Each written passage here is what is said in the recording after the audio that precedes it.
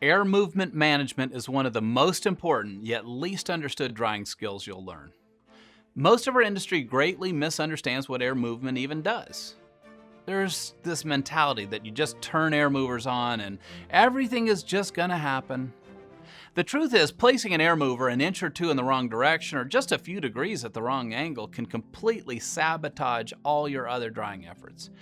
In order to get better at drying, you need to see the air, read the air, understand how air moves into and around assemblies and materials, and then understand what that does for you when you're drying.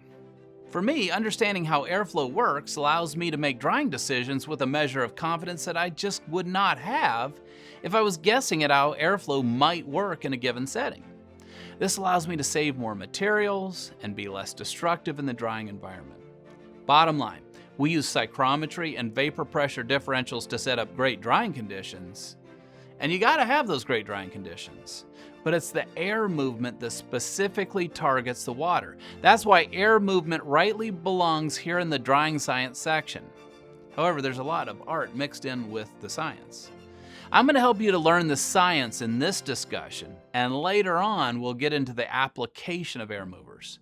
Then it's up to you to master the art of air movement.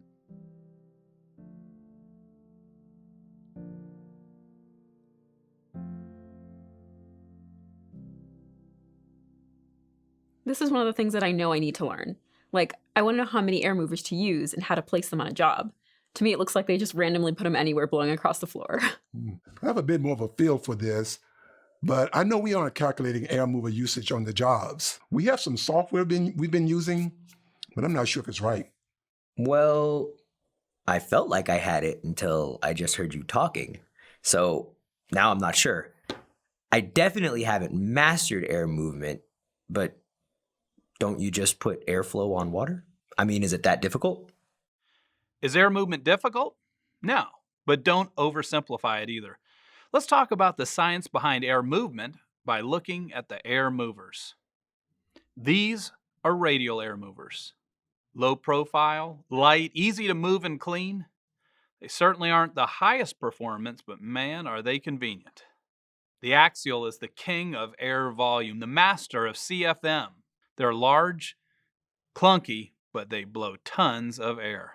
The centrifugal is power. This is the granddaddy of all air movers. Its design has been around since there were air movers. And no other air mover produces as much air pressure as a centrifugal.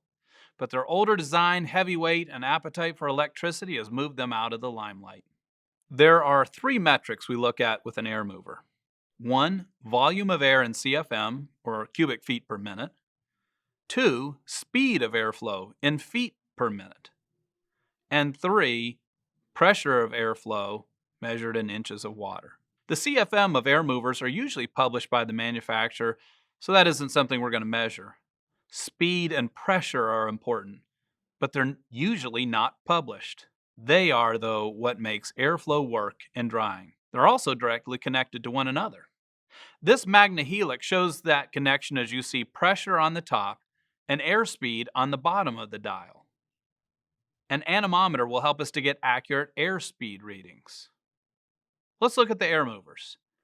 This Axial produces 1,770 feet per minute and 0.30 inches of water pressure at the outlet.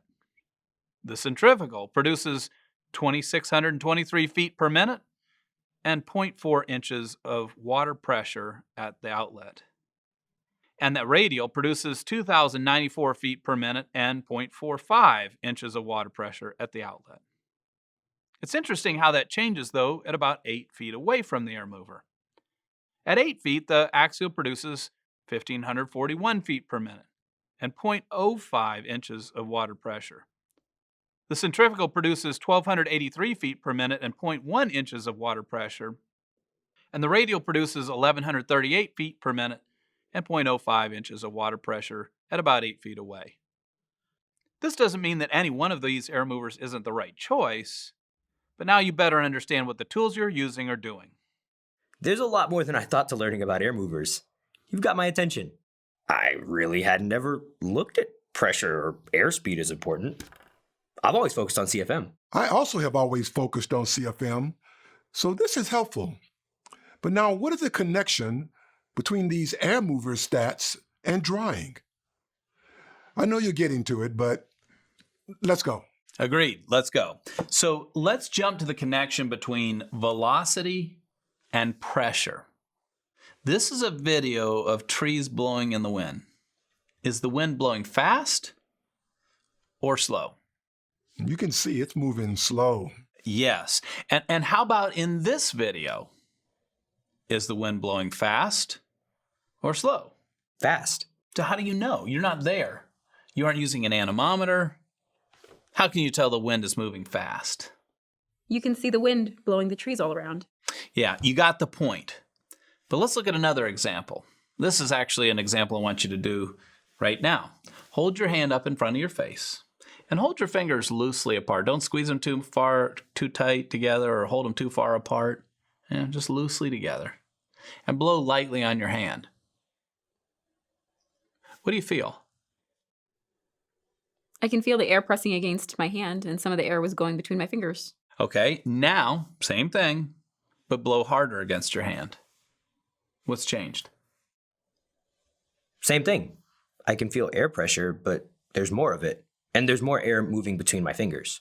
Yes, the higher wind speed has greater force, and the greater force has a greater impact on what's in its path, in this case, our hand, right? But let's focus on what it is we're drying. We dry assemblies of materials, not just individual materials.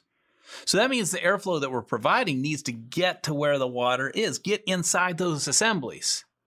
Remember the phrase hot, dry airflow to the water? It's the to the water part that we're looking at for the moment.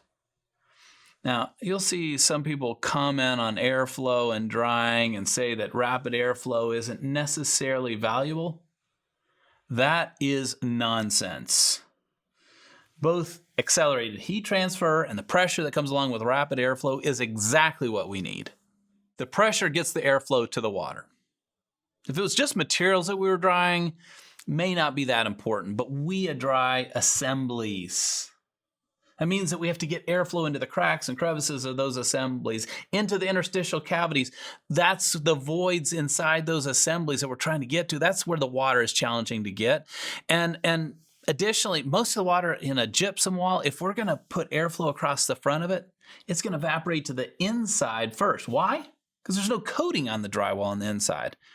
So now we've created this evaporation. It's all gone to the middle of the wall. Now how do I get the water out of there? I have to flush it out. How do I flush it out? The fastest way is pressurizing that wall assembly, and we get the vapor out. Rapid airflow against the wall is going to pressurize that assembly. It's going to create that flushing action that gets the vapor out of the wall assembly. Now, it may require that we drill holes in some wall assemblies, and others there's enough cracks and crevices, below the wall and so forth, that we can get the airflow into the wall without opening it up. In other cases, the wall coverings on the wall are not permeable enough to allow the vapor to come right through it. So that's the wall itself.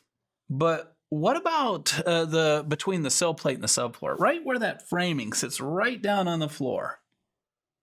Think about that. We can't just take that apart. We have to have rapid airflow blowing along the base of the wall to flush the vapor that's resulted from the evaporation out from underneath that sill plate.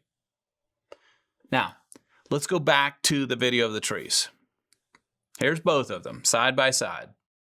Will high-speed airflow or low-speed airflow best flush vapor out of the wall assemblies? The fast airflow. That's what I needed to know. I can't believe I hadn't thought of it that way. Another class I went to said that you could reduce the airflow towards the end of the job and it will dry faster. I can see that was total garbage. Man, I can't believe that. We need fast airflow. We need faster airflow the whole time. Yes, and that's just for flushing the moisture out. Faster airflow does one more thing. Now, if that coffee is too hot to drink, what do you do to cool it down faster? It is too hot to drink. I'm going to stir it. I'm going to blow on it. Exactly, and that's because airflow speeds energy transfer. In that case, your breath is much cooler than the hot coffee. By blowing rapidly over the top of the coffee, it cools the coffee more quickly. Now, what's the difference between a conventional and a convection oven? The convection oven has a little fan in the back that blows air over the food. That airflow makes the food cook faster in a convection oven than it would in a regular oven. That speeds up the energy transfer from the air to the food.